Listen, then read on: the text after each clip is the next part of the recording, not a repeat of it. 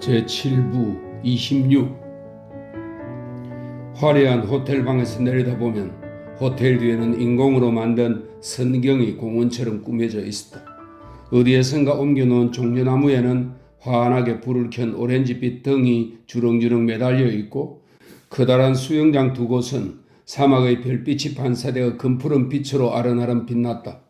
지평선 너머에는 네온빛이 골짜기에 자리 잡은 라스베가스와 그것을 둘러싸고 있는 모래와 돌산이 보였다. 조니 폰테인은 두껍고 고급스러운 회색 자수 커튼이 걸려있는 방으로 들어갔다.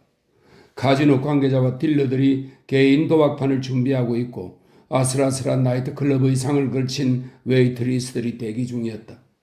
니노 발렌틴은 거실 소파에 누워 물을 탄 위스키 잔을 손에 들고 있었다. 카지노에서 파견된 사람들은 블랙잭 테이블을 세워놓고 말편자처럼 생긴 테이블 가장자리마다 푹신푹신한 의자 6개를 적당히 배치해 놓았다. 훌륭해. 니노는 그리 취하지 않았는데도 혀 꼬부라진 음성으로 말했다. 조니, 이리 와서 이자들이랑 한판 붙자고. 오늘은 재수가 좋단 말이야. 우리가 실력을 보여주자고. 반대편 안락의자 발판에 앉아있는 조니가 말했다. 자네도 알다시피 난 도박을 하지 않아. 니노, 기분은 어때? 니노 발렌틴은 그를 보고 씨 웃었다. 좋아. 자정에 여자들이 와서 저녁을 먹고 나서 블랙잭 판으로 돌아왔지. 지난번에 5만 달러를 땄더니 일주일 내내 나를 가만두어야지, 원. 그래. 그러다 죽으면 그 돈은 다 누구에게 남길 건가? 조니 폰테인이 말했다. 니노는 술잔을 단숨에 비웠다. 조니, 한량이라는 자네의 명성은 어디로 간 거야? 사람이 왜 이렇게 시시해진 거야, 빌어먹을. 이 동네 여행자들도 자네보다는 재미있게 보내겠네. 알았어. 저 블랙잭 판 쪽으로 데려다 줄까? 조니가 말했다. 니노는 힘겹게 소파에 일어나 앉은 다음 두 발로 카펫 위에 서 보았다. 나도 할 수 있어. 그는 이렇게 말하며 술잔을 바닥에 던져버리고 천천히 블랙잭 테이블로 걸어갔다. 딜러는 이미 준비를 해놓고 있었다. 카지노 관계자는 딜러 뒤에 서서 지켜보고 있고, 교체 딜러는 테이블에서 떨어진 의자 위에 앉아 있었다. 웨이트리스도 니노 발렌티의 행동 하나하나를 잘 살펴볼 수 있도록 그가 보이는 쪽 의자에 앉아 있었다. 니노는 손가락 관절로 녹색 테이블 위를 톡톡 두드리며 칩 하고 말했다. 카지노 직원은 주머니에서 전표 꾸러미를 꺼내 무어라고 쓴 다음 작은 만년필과 함께 그것을 니노 앞에 내려놓았다. 여기 있습니다, 발렌티씨. 보통 5,000달러로 시작합니다. 니노가 전표 맨 밑에 휘갈겨 서명을 하자 카지노 직원은 그것을 다시 주머니에 넣었다. 그는 딜러를 보며 고개를 까닥했다. 딜러는 믿기 어려울 정도로 재빠른 손놀림으로 검정색과 황금색의 100달러짜리 칩을 자기 앞에 쌓아놓았다.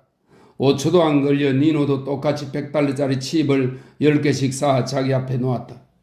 녹색 테이블 위에는 흰색 카드보다 조금 더 큰 네모난 스퀘어가 6개 그려져 있고, 플레이어는 앉은 순수에 따라 그 네모난 스퀘어를 배정받았다. 니노는 그중 3군데의 스퀘어에 각각 1개의 칩을 베팅했다. 그렇게 해서 100달러씩 3판을 플레이하는 것이다. 그는 3판 모두 히트는 카드를 추가로 가져오는 것입니다. 그는 3판 모두 히트를 거절했다. 버스트 카드를 갖고 있는 딜러가 질 게 뻔했기 때문이다. 디노는 자기 칩을 끌어모으며 조니 폰테인에게 말했다. 이렇게 밤을 시작하는 거 어떤가, 조니? 조니는 미소를 지었다. 니노 같은 도박사가 게임을 하는 동안 전표에 서명하는 일은 드문 일이었다.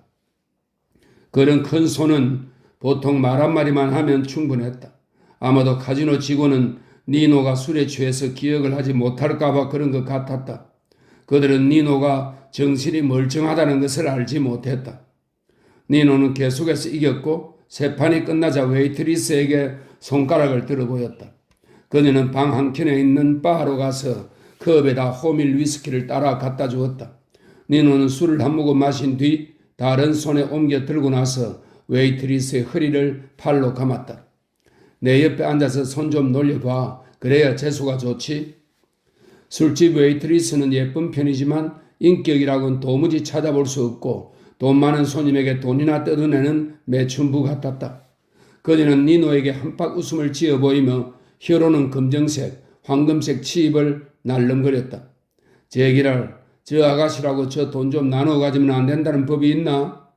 조니는 문득 이런 생각이 들면서도 니노가 좀 더 나은 곳에 돈을 쓰지 못하는 게 안타까웠다. 니노는 웨이트리스에게 칩을 주고 자기 대신 몇 판 치도록 한 다음 보내버렸다. 조니는 그녀에게 다시 마실 것을 가져오라고 손짓했다. 웨이트리스가 술을 가져올 때의 모습은 이 세상에서 만들어진 영화 중에서도 가장 극적인 영화에서 가장 극적인 장면을 연기하는 것 같았다. 그녀는 눈을 깜빡거리고 가까이 있는 상대를 열정적으로 깨물고 싶다는 듯 입을 약간 벌린 채 섹시하게 거리려고 기를 썼다. 조니 폰테인에게 주파를 던지는 모습이 꼭 발정난 암컷 같았다. 그러나 그것은 의식적인 행동이었다. 저런 암캐 같으니라고 조니 폰테인은 이런 생각했다. 그것은 그를 침대로 끌어들이려고 여자들이 즐겨 쓰는 수법이지만 그가 술이 취했을 때만 통했다. 그는 지금 전혀 취하지 않았다. 고마워요 아가씨. 조니는 여자에게 자신의 유명한 미소를 던지며 이렇게 말했다. 웨이트리스는 여전히 입을 벌린 채 조니를 바라보며 미소를 지었다. 게다가 눈을 가느다랗게 뜨고 상체를 약간 뒤로 젖혀 그물 스타킹을 신은 날씬한 다리를 비롯해 온몸을 팽팽히 긴장시켰다. 얇고 짧은 브라우스 속 젖가슴은 터질 듯이 도드라져 보였다. 그녀는 가볍게 신음소리를 내면서 몸을 들었다. 조니 폰테인이 웃으면서 고마워요 아가씨 라는 말 한마디 한 것 때문에 오르가즘을 느끼는 듯한 몸짓이었다. 그녀는 조니가 과거에 보았던 어떤 여자들보다 노골적이었다. 하지만 조니는 그런 몸짓이 모두 거짓이라는 것을 알고 있었다. 저런 여자들은 대개 천박한 깔보일 가능성이 많았다. 조니는 웨이트리스가 의자로 돌아가자 천천히 술을 마셨다. 두 번 다시 저런 장꾀는 보고 싶지 않았다. 오늘 밤은 더욱 그럴 기분이 아니었다. 1시간쯤 지나자 지노 발렌티가 마시가기 시작했다. 그는 몸이 앞으로 기울어지다가 뒤로 젖혀지고 나중에는 바닥으로 굴러 떨어졌다. 그러나 니노가 처음 흔들릴 때부터 지켜본 카지노 직원과 교체 딜러는 그가 바닥에 부딪히기 전에 그를 붙잡았다. 그들은 니노를 일으킨 다음 커튼이 반쯤 쳐진 침실로 데려갔다. 조니는 웨이트리스가 두 남자를 도와 니노의 옷을 벗기고 이불을 덮어주는 모습을 지켜보았다. 카지노 직원은 니노의 칩을 세어본 다음 전표에 뭐라고 적고 나서 딜러의 칩과 니노의 칩이 놓여있는 테이블을 잘 지켰다. 조니가 그에게 말했다. 언제부터 저렇게 됐지? 카지노 직원이 어깨를 으쓱했다. 오늘 저녁부터요. 처음에는 의사를 불렀는데 의사가 어떻게 하니까 괜찮아지더군요. 의사가 몇 가지 충고를 했고요. 그 뒤 발렌티 씨가 무슨 일이 일어나도 의사를 부르지 말라고 하더군요. 그냥 침대에 누워 한숨 자고 일어나면 괜찮다고요. 그래서 저렇게 하는 겁니다. 발렌티 씨는 운이 좋아서 오늘 밤 또 이기셨어요. 오늘 밤에도 거의 $3,000나 따셨네요. 오늘 밤 여기 왔던 의사를 불러요. 카지노에 방송을 해서라도 찾아요. 조니 폰테인이 말했다. 줄스 시글이 호텔방에 나타난 것은 거의 15분이 지나서였다. 조니는 의사처럼 보이지 않는 그가 짜증이 났다. 줄스는 흰색 무늬가 들어간 푸른색의 헐렁한 니트 셔츠를 입고 맨발에 흰색 구두를 신고 있었다. 게다가 전통적인 검정색 왕진 가방을 들고 있는 모습은 우스꽝스럽게 짝이 없었다. 조니가 한마디 했다. 차라리 골프 가방에 청정기를 넣고 다니는 게 낫겠군. 줄스는 알고 있다는 듯이 웃었다. 아, 예. 그래도 이 왕진 가방이 대단한 힘을 발휘한답니다. 사람들을 안심시켜 주거든요. 하지만 내가 생각해도 이 색깔만은 바꾸는 게 좋을 것 같습니다. 줄스는 니노가 누워있는 침대로 갔다. 그는 가방을 열며 조니에게 말했다. 지난번에 보내주신 수표는 고맙게 받았습니다. 꽤 많은 액수더군요. 제가 그렇게 대단한 일을 한 건 아닌데. 나도 그렇게 생각해요. 어쨌든 그 일은 잊어버립시다. 벌써 언제쯤 얘긴데? 그건 그렇고 니노는 어떻게 했소? 조니가 말했다. 줄스는 민첩하게 심장과 맥박, 혈압을 재보았다. 그런 다음 가방에서 주사기를 꺼내 아무렇게나 니노의 팔뚝을 찌른 다음 주사를 놓았다. 자고 있는 니노의 얼굴에 창백한 기운이 가시고 마치 피가 빠르게 돌기 시작한 것처럼 화색이 돌아왔다. 매우 간단하죠. 이분이 여기 와서 처음 기절했을 때 몇 가지 테스트를 해보았습니다. 의식이 회복되기 전에 병원으로 옮겼죠. 당뇨병입니다. 정세는 심하지 않고요. 약물과 식이요법을 하면 별 문제는 없습니다. 그런데 발렌티 씨는 계속해서 의사의 지시를 무시하고 있습니다. 죽기로 작정하고 술을 마셔서 지금 간도 뇌도 나빠지고 있습니다. 지금도 당뇨성 혼수가 온 겁니다. 제 의견으로는 격리시키는 게 좋을 것 같습니다. 조언이는 한숨 돌렸다. 별로 심각하지 않으니 니노가 알아서 자기 몸을 돌보면 된다는 뜻이었다. 그럼 술을 한 모금도 마시지 못하게 온몸을 묶어 놔야 한다는 의미요? 조니가 물었다. 줄스는 방구석에 있는 바로 가서 손수술을 준비했다. 아니죠. 제가 말하는 건 정신병원에 수용하는 겁니다. 줄스가 말했다. 웃기지 마시오. 조니가 말했다. 농담이 아닙니다. 심리적인 광란 상태에 대해 아주 잘 알지는 못하지만 제 전공과 관련해서는 좀 압니다. 발렌티 씨는 간이 너무 손상되지만 않다면 얼마든지 건강을 되찾을 수 있습니다. 물론 배를 갈라보기 전에는 알 수 없지만요. 그러나 진짜 문제는 그의 머릿속에 있습니다. 말하자면 그는 죽는 걸 두려워하지 않아요. 자칫하면 자살할 수도 있지요. 이걸 치료하지 않으면 저분은 희망이 없습니다. 그래서 제가 정신병원에 수용해야 한다고 말하는 겁니다. 필요한 정신과 치료를 받아야 합니다. 그때 녹화하는 소리가 들려서 조니가 대답을 했다. 루시 맨신이었다. 그녀는 조니의 팔에 안겨 키스를 했다. 조니 만나서 반가워요. 그녀가 이렇게 말했다. 오랜만이요. 조니 폰테인이 말했다. 루시는 많이 변한 것 같았다. 예전보다 더 날씬해졌고 옷차림도 세련되어진 것 같았다. 짧게 자른 머리 모양은 얼굴에 썩 잘 어울렸다. 지금까지보다 더 젊고 활기차 보였다. 조니는 문득 그녀와 여기 라스베가스를 활보해도 괜찮겠다는 생각이 떠올랐다. 진정한 창녀와 어울리는 것도 즐거운 일이라. 그러나 조니는 그녀가 줄서 여자라는 사실이 떠올라 더 이상 자신의 매력을 발산하지 않기로 했다. 그는 친구로서 다정한 미소를 보내며 야심한 밤에 니노의 방에는 웬일이오? 라고 물었다. 루시는 그의 어깨를 툭 치며 니노 때문에 줄스가 여기 왔다는 얘기를 들었어요. 내가 뭐 도일 일 없나 해서 왔어요. 니노는 괜찮아요? 라고 대답했다. 괜찮아질 거야. 조니가 말했다. 줄스 시글이 소파에 길게 누우며 말했다. 진짜 못 말릴 사람이야. 우리 모두 여기 앉아서 니노가 깨어날 때까지 기다립시다. 그런 다음 그가 제 발로 미치광이 수용소에 가도록 설득해 봅시다. 루시, 그는 당신을 좋아하잖아. 당신 도움이 필요할 거야.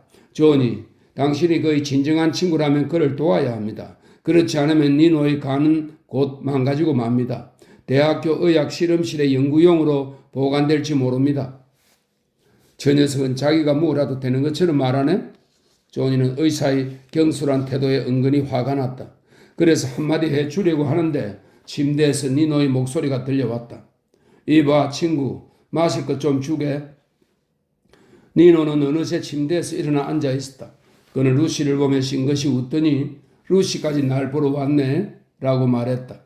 그가 두 팔을 크게 벌리자 침대 모서리에 앉아있던 루시가 그와 포옹했다.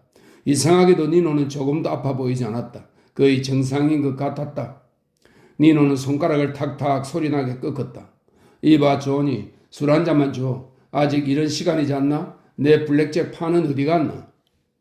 줄서는 술을 한 잔 쭉 들이키고 나서 니노에게 말했다. 이젠 술 못 마십니다. 의사로서 명령입니다. 니노는 얼굴을 찌푸렸다. 의사 몰래 마시지. 그러고는 거짓으로 뉘우치는 듯한 표정을 지었다. 이봐 줄스, 당신이 내 주치의군? 당신이 내 주치의가 맞아? 난 그렇게 정한 적이 없는데. 조니, 내게 한 잔만 주게. 그렇지 않으면 내가 직접 가져오지. 조니는 어깨를 으쓱하며 술을 가지러 갔다. 줄스가 냉정하게 말했다. 제가 술 마시면 안 된다고 말하지 않습니까? 조니는 왜 줄스의 말을 들으면 짜증이 나는지 알게 되었다. 줄스의 목소리는 언제나 침착했고 아무리 끔찍한 말을 할 때라도 억양이 올라가는 법이 없이 낮았다. 어떤 경고를 하더라도 그 경고는 말 자체에 담겨 있지 목소리에는 아무 상관이 없다는 듯이 중립적이었다. 조니는 이 점이 짜증나서 일부러 니노에게 위스키를 갖다 주었다. 그러면서 줄스를 보고 이 정도 마신다고 죽는 건 아니겠죠? 라고 말했다. 네, 그 정도로 죽지는 않겠죠. 줄서는 침착하게 말했다. 루시는 걱정스러운 눈초리로 무슨 말을 하려다 말고 잠자코 있었다. 그러는 사이에 니노는 위스키를 한 잔 받아 입속에 털어넣었다. 조언이는 푼대기 의사에게 보라는 듯이 니노를 내려다보며 웃었다. 그런데 갑자기 니노가 숨을 헐떡이더니 얼굴이 파랗게 질렸다. 숨을 제대로 내쉬지 못해 꼴깍꼴깍 삼켰고 몸이 물고기처럼 위로 휘어지며 팔딱거렸고 얼굴에 피가 몰려 벌개지고 눈이 툭 튀어나왔다. 줄스는 침대 옆에 서서 조언이와 루시를 바라보았다. 잠시 후 그는 니노의 목덜미를 잡고 목 관절에 있는 부위에 주사기를 찔렀다. 니노는 이내 그의 손에 잡힌 채 축 늘어졌고 요동치던 몸뚱이도 가라앉았다. 그리고 자기 베개 위로 쿵 하고 떨어지더니 스르르 눈을 감았다. 조니와 루시, 줄스는 거실로 돌아와 커다란 커피 테이블에 둘러앉았다. 루시가 청록색 전화기를 들고 커피와 음식을 갖다 달라고 주문했다. 조니는 바로 걸어가서 손수 술을 준비했다. 위스키를 먹으면 그런 반응을 보일 거라는 걸 알았어? 조니가 물었다. 줄스가 어깨를 으쓱했다. 물론 그럴 줄 알았죠. 그는 왜 내게 경고하지 않았어? 조니가 날카롭게 말했다. 제가 경고하지 않았습니까? 줄스가 말했다.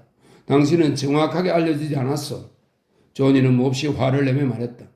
당신은 정말 악덕 의사요. 경고는 무슨 놈의 경고? 당신은 니노를 미치광이 수용소에 쳐넣어야 한다고만 했지 요양원 같은 점잖은 용어를 쓰면 안 된다 말이요. 당신은 사람들을 그렇게 쳐넣는 걸 좋아하는 모양이지? 루시는 자기 무릎만 내려다 보았다. 줄스는 줄곧 폰테인을 보며 싱글싱글 웃었다. 내가 어떻게 말했어도 당신은 니노에게 술을 줬을 겁니다. 당신이 내 경고, 내 명령을 무시한다는 걸 보여줘야 했을 테니까요. 내가 목을 치료해 준 뒤에 당신이 내게 주치의가 되어 달라고 했던 일 기억하시죠? 오늘부로 그 제안을 거절합니다. 우린 도저히 어울리는 사람이 아니에요. 의사는 자기를 신이라고 생각합니다. 현대사회에선 최고의 성직자입니다. 그게 의사에게 주어지는 대가의 하나죠. 그러나 당신은 한 번도 그런 대접을 해주지 않았습니다. 나도 마음만 먹으면 당신에게 아첨하는 신이 될 수 있었습니다. 헐리우드의 다른 의사들처럼 말이죠. 그런데 당신은 과연 그들에게서 무슨 이득을 얻었습니까? 맙소사, 그 자들이 대체 무엇을 알고 치료나 제대로 합니까?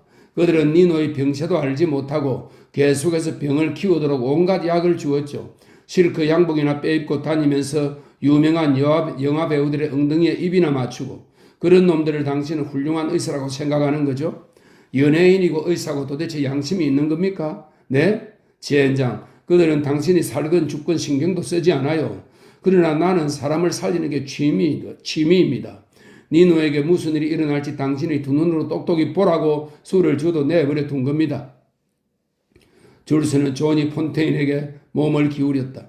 그의 음성은 여전히 차분하고 단호했다. 당신 친구는 거의 말기예요. 아시겠어요? 치료를 받지 않고 식이요법을 엄격하게 하지 않으면 가망이 없단 말입니다. 고혈압에 당뇨, 온갖 나쁜 습관 때문에 2차적으로 뇌 손상도 일으키고 있어요. 그의 뇌는 저절로 터지고 말 겁니다. 이제 충분히 알았겠죠? 그래요. 제가 미치광이라고 말했습니다. 당신이 그 필요성을 충분히 인식하라고 그렇게 말한 겁니다. 그렇지 않으면 결단을 내리기 힘들 테니까요. 당신에게 단도직입적으로 말합니다. 친구의 목숨을 살리고 싶으면 요양원에 보내세요. 그렇지 않으면 영원히 작별 키스나 하든지. 이봐요, 줄서. 너무 딱딱하게 말하지 말아요. 그냥 말해도 되잖아요. 루시가 중얼거렸다. 줄스가 자리에서 일어났다. 평상시의 침착함은 온데간데 없었다. 전에 없이 억양이 높고 감정이 격한 줄스의 모습을 보니 조니 폰테인은 통쾌한 생각이 들었다. 당신 같은 처지의 사람들에게 내가 이런 말을 처음 하는 줄 아십니까? 줄스가 말했다. 매일 합니다. 루시는 너무 냉혹하게 말하지 말라고 하지만 그녀는 자기가 무슨 얘기를 하는지 모르고 있어요. 내가 환자에게 과식하지 마세요. 그럼 죽습니다. 담배를 많이 피우지 마세요. 그럼 죽습니다.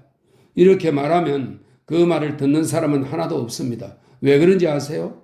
내가 내일 죽습니다 라고 말을 하지 않기 때문이죠. 분명히 말하는데 니노는 내일 죽을지도 모릅니다.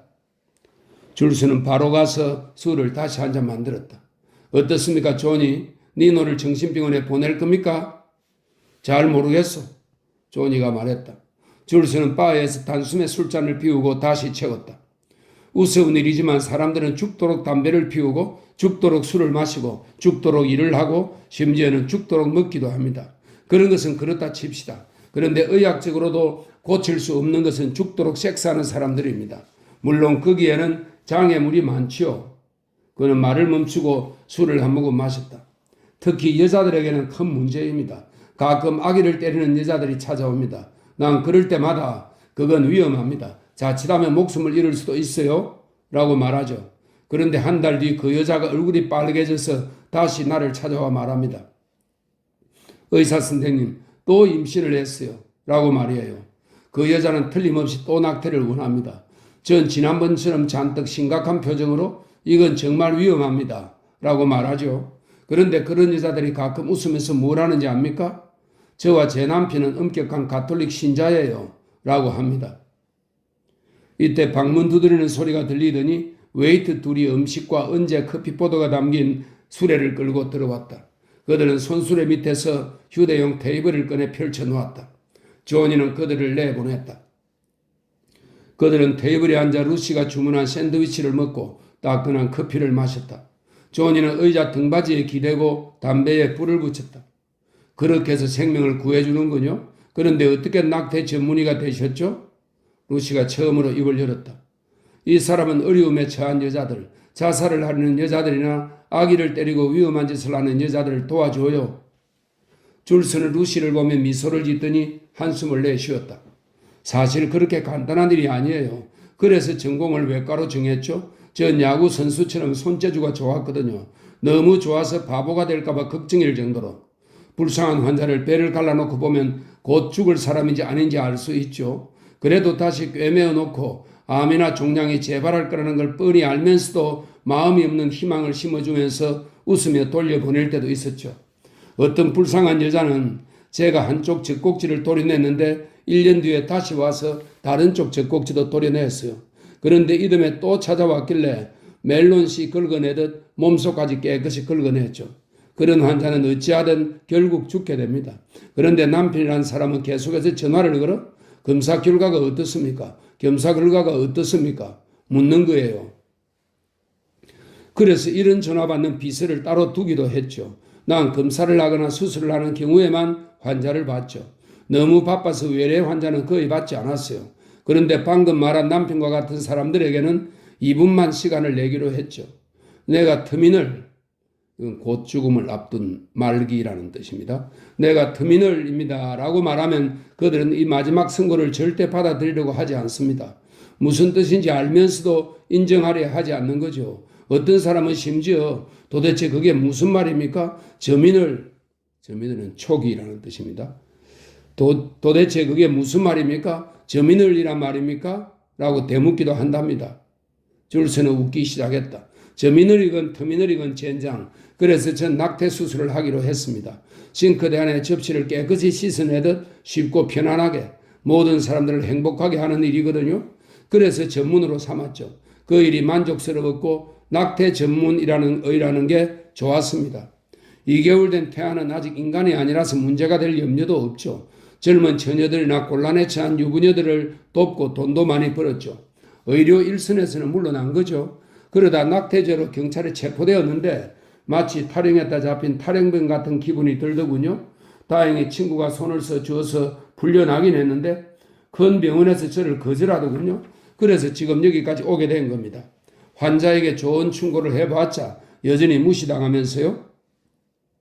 난 무시하지 않았어. 그저 생각 중이요. 조니 폰테인이 말했다. 루시가 화제를 바꿨다. 라스베가스에서 뭘 하세요, 조니? 헐리우드에서 바쁘게 보내서 쉬러 온 거예요? 아니면 일하러 온 거예요? 조니는 고개를 설레설레 흔들었다. 마이클 코르네오네가 만나서 할 얘기가 있다고 해서 왔어. 오늘 밤 그 친구가 톰 헤이건과 비행기를 타고 올 거야. 톰 말이 루시, 당신도 만날 거라더군. 당신은 무슨 일 때문인지 알아? 루시는 고개를 저었다. 안 그래도 내일 밤 프레디와 모두들 저녁을 먹기로 했어요. 제 생각에 호텔과 관련된 일 같아요. 최근 들어 카지노 매출이 떨어지고 있는데 그것 때문에 마이클이 조사하러 오는 건 아닌지 모르겠어요. 나도 마이클이 드디어 수술받았다는 얘기를 들었소. 조니가 말했다. 루시가 웃었다. 케이가 설득했을 거예요. 결혼식에서 보았을 때는 수술하지 않았던데 난 왜 수술을 하지 않았을까 궁금했어요. 흉측한 건 둘째치고 그것 때문에 콧물이 자꾸 흐른다죠. 더 빨리 수술했어야 했어요. 그녀가 잠시 말을 멈추었다. 그 수술 때문에 줄스가 코를레오네 패밀리에 불려갔었죠. 그가 고문 겸 감시관 노릇을 했어요. 조니는 고개를 끄덕이며 내가 추천했어 라고 말했다. 그래서 마이클은 줄스에게 사례를 하고 싶어 했어요. 내일 저녁에 초대한 것도 그 때문일 거예요. 루시가 말했다. 줄스가 생각에 잠긴 얼굴로 말했다. 마이클은 사람을 믿지 못하는 것 같았어. 그는 내게 사람들의 행동을 감시해달라고 주문했지. 하지만 매우 간단하고 평범한 수술이었어. 웬만한 의사라면 다 할 수 있는. 그때 침실에서 무슨 소리가 들려서 그들은 커튼 쪽으로 바라보았다. 니노가 의식이 돌아온 것이다. 조니는 그리로 가서 침대 위에 걸터앉았다. 줄스와 루시도 침대 발치에 서 있었다. 니노는 엷은 미소를 지었다. 나도 이제 다 됐나 봐. 정말 비참한 기분이네. 조니, 자네 1년 전 일 기억나나? 팜스프링스에서 여자들과 놀았을 때 말이야. 난 맹세했고 그때 자네를 질투하지 않았네. 정말 즐거웠어. 나를 믿지 조니? 조니가 다정하게 말했다. 물론이야 니노. 자네를 믿어. 루시와 줄스는 서로 쳐다보았다. 그들도 조니 폰테인에 대한 이야기는 거의 들어서 알고 있지만 그가 니노처럼 절친한 친구의 여자를 빼앗았다니 믿어지지 않았다. 그렇지 않고서야 왜 1년이나 지나서 니노가 질투하지 않았다는 말을 하는 걸까? 그 두 사람의 마음에는 똑같은 생각이 오갔다.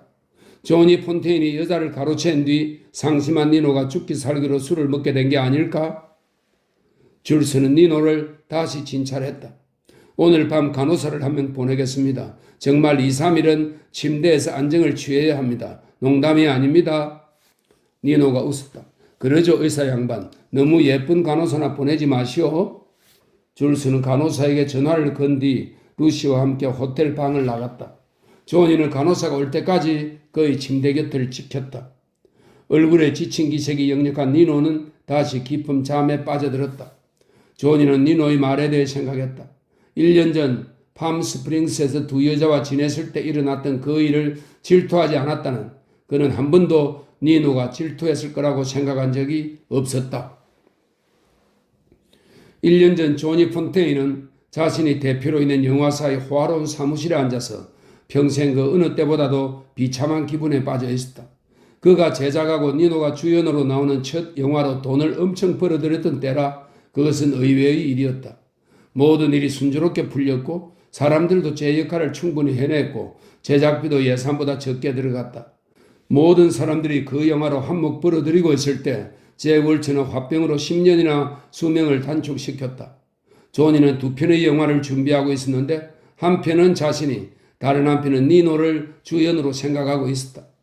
니노는 여자들이 젖가슴 사이에 끼어 놀고 싶어하는 멍청하고 매력적인 바람둥이 역할을 스크린에서 멋지게 소화했다. 그는 그 역할에 완전히 몰입해서 연기했다. 조니가 손대는 것은 무엇이든 돈이 되었고 엄청난 돈이 굴러 들어왔다. 영화의 성공으로 돈 코를레오네도 은행을 통해 이익금을 받았고 조니는 그 점이 무엇보다 기뻤다. 대부의 신임을 얻었기 때문이다. 사실 지금은 대부의 도움도 필요 없었다. 조니는 이제 성공적인 독립영화 제작사로 가수 시절보다 더 많은 권력과 돈을 얻게 되었다. 딴 속셈이 있긴 했지만 아름다운 아가씨들도 다시 예전처럼 그를 덮치려고 했다. 그는 자가용 비행기를 갖게 되었고 예술가 시절에는 누리지 못했던 사업가에 대한 특별한 세금 혜택도 받으면서 더 호화롭게 살게 되었다. 그런 그가 도대체 무엇 때문에 비참한 기분에 빠졌을까? 조니는 그 이유를 알고 있었다. 머리가 아프고 코가 막히고 목구멍이 건질건질한 정세를 한 방에 날리려면 노래를 부르는 수밖에 없다는 것을. 그러나 조니는 노래 부르는 게 겁났다. 줄스 시글에게 전화를 걸어 언제 노래를 불러도 되는지 물어보았더니 아무 때나 부르고 싶을 때 부르라고 했다. 그래서 조심스럽게 노래를 불러보았지만 거칠고 천박하게 들려서 포기했다. 그런 뒤에는 여지없이 목이 지독하게 아팠다. 혹을 떼어내기 전과는 전혀 다른 종류의 통증이었다. 조니는 목소리를 상하게 하거나 영혼이 잃게 될까봐 노래 부르기가 두려웠다. 만일 노래를 부를 수 없다면 도대체 무엇을 해야 할까? 조니는 노래가 아닌 다른 일은 시시하게 느껴졌다. 그가 가장 잘할 수 있는 것은 노래뿐이었다. 그는 이제야 노래, 특히 자신의 전문 장르에 있어서는 누구보다도 잘 부를 거라는 자부심이 생겼다. 이제야 그것을 깨닫게 되었다. 지난 세월이 그를 진정한 프로로 만들어준 것이다. 이제는 누구도 그에게 잘했느니 못했느니 평가할 수 없고 그도 사람들에게 물어볼 필요가 없을 것이다. 그렇다. 그건 정말 시간 낭비일 것이다. 어느 날 조니는 금요일 주말을 가족과 함께 보내기로 결정하고 방문하기 전에 지니에게 전화를 걸었다. 그는 언제나 이런 식으로 거절할 기회를 주었지만 지니는 결코 거절한 적이 없었다. 이혼한 뒤 여러 해 지났지만 한 번도 그런 적이 없었다. 딸들이 아빠를 만나 정을 느끼게 해주려고 거절하지 않은 것이리라. 참 여자들이란. 지니를 만난 것은 그에게 행운일지도 모른다는 생각이 들었다. 조니가 다른 여자보다 지니에게 더욱 마음을 쓰는 것은 사실이지만 두 사람은 성적으로 맞지 않아 함께 살 수 없었다. 아마 65살쯤 되어 일뿐만 아니라 모든 것에 있어서 은퇴를 하면 같이 살 수 있을지도 모른다. 그러나 집에 도착하자 그런 상상은 산산조각이 났다. 지인이는 약간 시무룩해 있고 두 딸은 아빠를 보고도 별로 열광하지 않았다. 주말에 친구들과 캘리포니아의 목장에 말을 타러 가기로 약속을 했기 때문이었다. 그는 지니에게 딸들을 목장에 보내라고 하고 미소를 지으며 작별 키스를 했다. 그는 딸들을 이해했다. 아빠로서의 역할은 팽개치고 제 멋대로서는 아빠와 시간을 보내느니 말을 타러 가는 게 더 좋을 것이다. 그는 지니에게 말했다. 술이나 몇 잔하고 나도 가야겠어. 좋을 대로 해요. 지니가 말했다. 그녀는 기분이 안 좋은 것 같았다. 드문 일이지만 한눈에 알 수 있었다. 하기는 이런 생활을 한다는 게 그녀도 쉽지 않을 것이다. 그녀는 조니가 큰 술잔으로 술 마시는 모습을 지켜보았다. 왜 술로 기분을 돋우려고 해요? 당신은 모든 일이 순조롭게 굴러가는 것 같아 보이는데 난 당신이 그렇게 훌륭한 사업가가 될 줄은 정말 몰랐어요. 지니가 말했다. 조니가 그녀를 보며 웃었다. 별로 어렵지 않은 일이야. 그는 이렇게 말하고 나서 곧 자신이 실수했음을 깨달았다. 그는 여자들의 심리를 잘 알고 있었다. 지니는 남편이 하는 일마다 성공을 거두는 게 우울했던 것이다. 여자들은 자기 남자가 너무 잘 되는 것을 싫어한다. 공연의 신경이 날카로워지기도 한다. 애정이나 성적인 행위, 결혼이라는 유대를 통해 남편에게 행사했던 지배력이 흔들리게 되기 때문이다. 그래서 조니는 그녀의 기분을 돋구어 주려고 괜한 불평을 늘어놓았다. 제기랄, 내가 노래를 못 부르게 된다고 해서 달라질 게 뭐람? 지니는 짜증을 냈다. 조니, 당신은 이제 어린애가 아니에요. 35살이 넘었다고요. 아직도 그깟 노래 때문에 걱정이에요? 영화 제작자로 돈도 더 많이 벌잖아요. 조니는 황당한 눈초리로 그녀를 바라보며 말했다.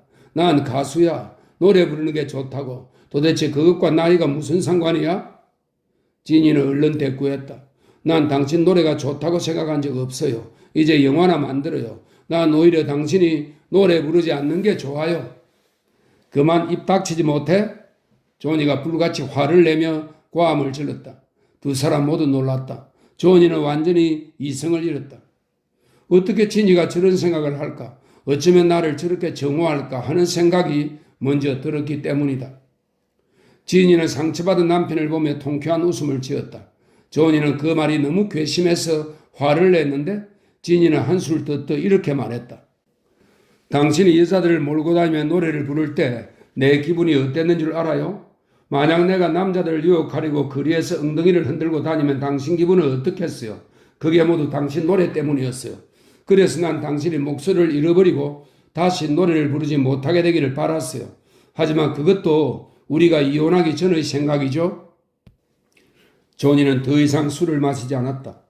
당신이 모르는 것도 있어, 젠장. 당신은 아무것도 몰라. 그는 부엌으로 가서 니노에게 전화를 걸었다.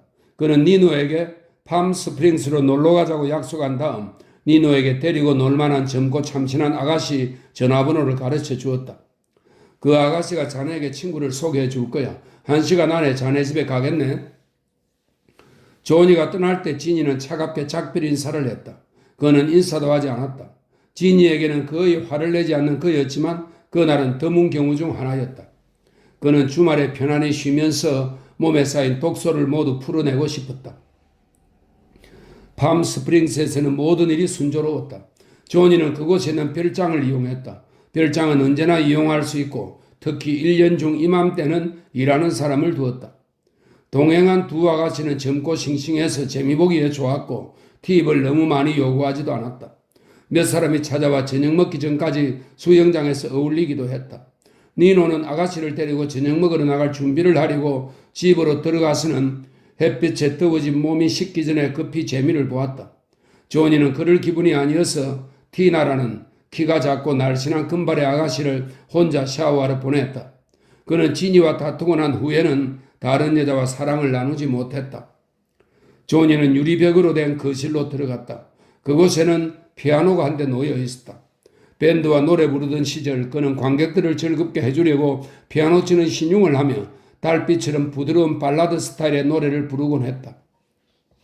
조니는 피아노에 앉아 서툰 반주를 넣으며 콧노래로 몇 소절 흥얼거렸다. 노래를 제대로 부른 것은 아니었다. 어느새 티나가 조니에게 줄 술잔을 들고 그의 곁에 서 있었다.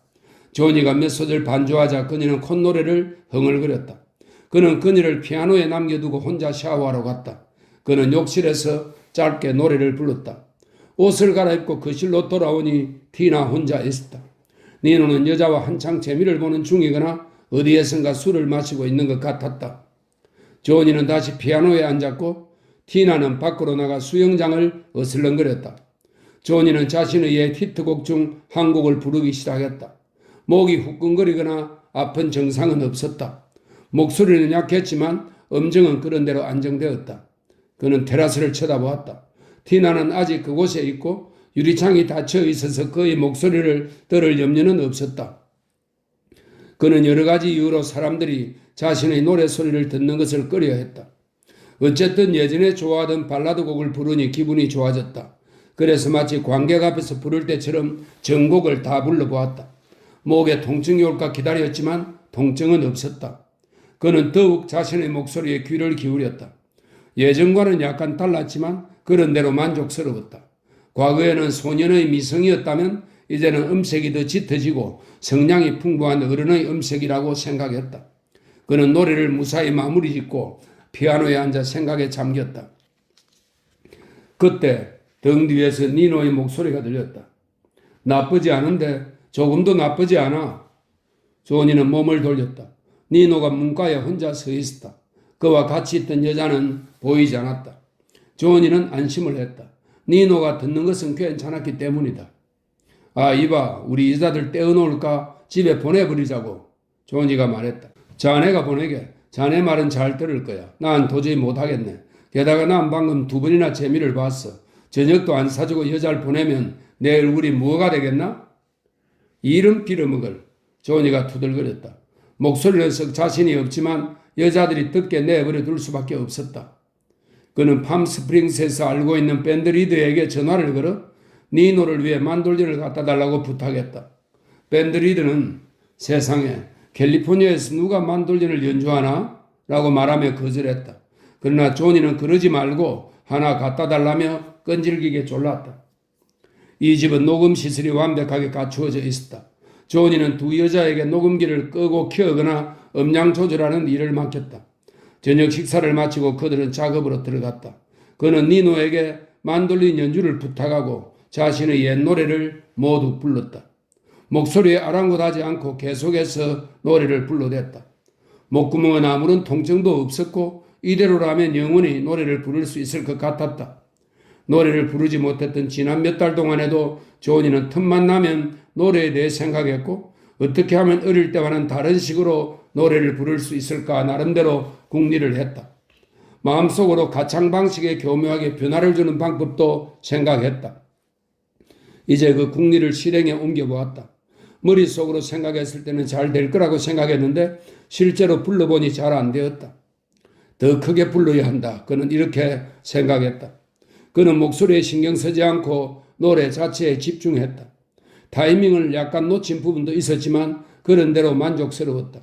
그의 머릿속에는 메트로놈이 있기 때문에 박자를 놓친 적은 없었다. 연습만 조금 더 하면 될 것 같았다. 마침내 그는 노래를 멈추었다.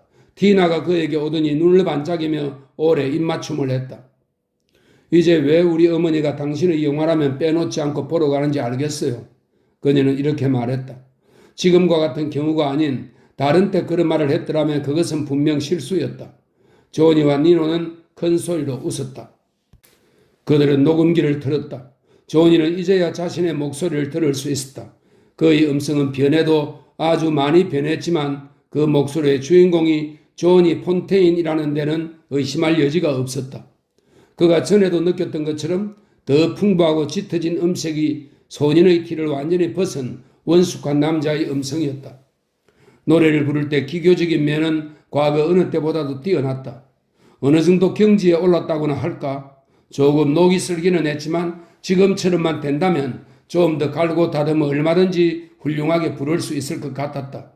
조니는 니노를 보며 싱긋 웃었다. 이 정도면 잘했다고 생각해도 될까? 니노는 조니의 행복한 얼굴을 진지하게 바라보았다. 굉장히 잘했네만 내일도 노래를 부를 수 있을지는 두고 봐야겠지? 조니는 니노가 비관적으로 말하는 바람에 기분이 상했다. 이 사람아, 자네 나 정도나 노래할 수 있나? 내일 걱정은 하지 말게. 잘 부를 수 있으니. 하지만 조니는 그날 밤 더 이상 노래하지 않았다. 조니와 니노는 여자들을 데리고 파티에 갔다. 티나는 그날 밤 조니의 침대에서 잤지만 조니는 별로 흥이 나지 않았다. 티나는 약간 실망했다. 하지만 하루 동안 모든 일을 다 잘할 수는 없지 않은가? 조니는 이렇게 생각했다. 다음날 아침 조니는 목소리가 돌아온 꿈을 꾸다 막연한 불안함에 사로잡혀 잠을 깼다. 그리고 그게 꿈이 아니라는 것을 확인하지 않으면 불안해서 못 견딜 것 같았다. 그는 창가로 가서 콧노래를 조금 부른 다음 잠옷 차림으로 거실로 내려갔다. 그는 피아노로 음정을 잡은 다음 노래를 불러보았다. 목소리가 조금 잠겼지만 통증은 없었고 쉰 목소리도 나오지 않았다. 그래서 본격적으로 불러보았다. 성대는 진짜 괜찮았고 성량도 풍부해서 억지로 목소리를 낼 필요가 없었다. 쉽게, 아주 쉽게 노래가 흘러나왔다. 이제 시련은 끝나고 다시 노래를 부를 수 있게 된 것이다. 이제 영화에 얼굴 비치우지 않아도 된다. 어젯밤 티나와 재미를 보지 않았어도 후회하지 않는다. 지니가 다시 노래를 부르게 되었다고 실망해도 상관없다. 다만 한 가지 후회스러운 일이 있었다. 딸들을 위해 노래 부르고 싶었을 때 목소리가 돌아왔더라면 얼마나 좋았을까. 아주 멋졌을 텐데. 간호사가 각종 처치 도구가 들어있는 수레를 끌고 방으로 들어왔다.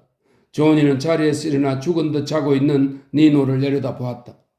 조니는 자기가 목소리를 되찾았을 때 니노가 질투하지 않았다는 것을 잘 알고 있었다.